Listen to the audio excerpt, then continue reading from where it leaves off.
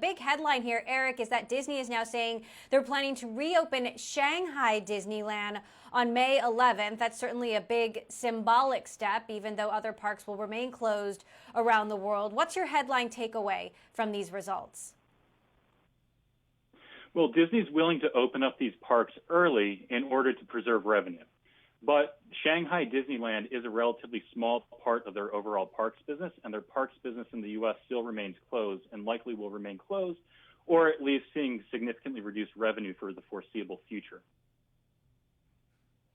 Meantime, let's talk a little bit about the other parts of the results here. Of course, you've got movies, you've got ESPN, you've got Disney Plus, which is really the bright spot. The company saying at the end of the quarter they had 33.5 million subscribers, but we know in April they released an even more updated number that they had surpassed 50 million subscribers. Walk us through how much Disney Plus can buoy them through this time. Well, the Disney Plus news is certainly fantastic. Looking back to when they announced Disney Plus back in 2019, they gave a guidance of about 60 million to 90 million worldwide subscribers by the end of 2024. They're already approaching that guidance fairly quickly in mid or early 2020. That being said, Disney Plus doesn't exist in a vacuum.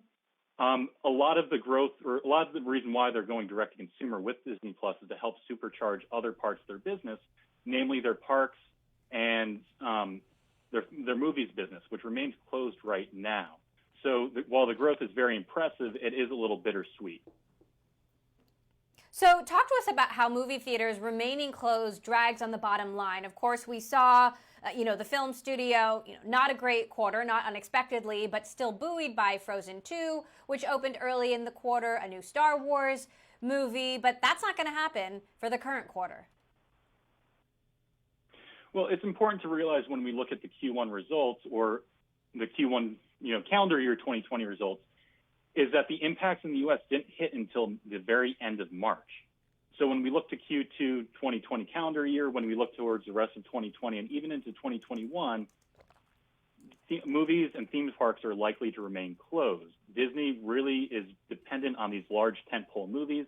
They've done fantastic at the box office the past couple years, but again, they won't be able to show these movies or expect the same sort of revenues from these movies when a significant amount of the movie theaters in the country are closed or have drastically limited capacity. Meantime, just before the COVID-19 crisis came to the United States, you had Disney announcing that Bob Iger was stepping down, moving into the chairman role, and Bob Chapek, who had been running the parks division, was stepping into the CEO role. So certainly huge job on Chapek's plate, though. Iger, of course, still there and seems to be still involved. But, what does a new CEO do in a crisis like this, especially given a really uncertain year ahead? Well, it's certainly a trial by fire for Bob Chapek, but it's important to remember that Bob Iger is still very much in the fold and is still running a significant amount of the business. And at the same time, Disney has the strongest set of IP in the industry. People really associate with and love their various, hits such as, Star Wars, Marvel, the various Disney properties, Pixar. So that is a large bright spot. So when the pandemic subsides and we see either a vaccine or a treatment of some sort, they're in a really good position to rebound, both at the parks and both, across their various media businesses.